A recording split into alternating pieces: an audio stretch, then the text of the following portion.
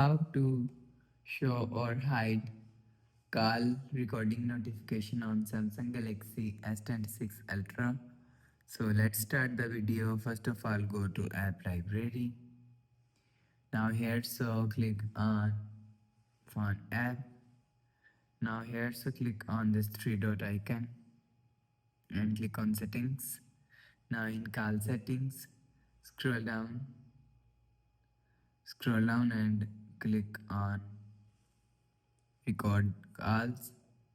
So after you click on record calls, so you will see show notification after recording is here. So if you want to hide notification after recording, so turn off this button.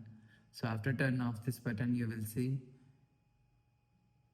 notification after recording is hide. So if you want to show notification after recording, so turn on this button. So after turn on this button, you will see notification after recording is show.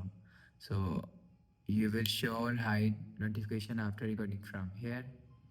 So after the process, go back to home screen, refresh phone. So that's how you can show or hide call recording notification on Samsung Galaxy S26 Ultra.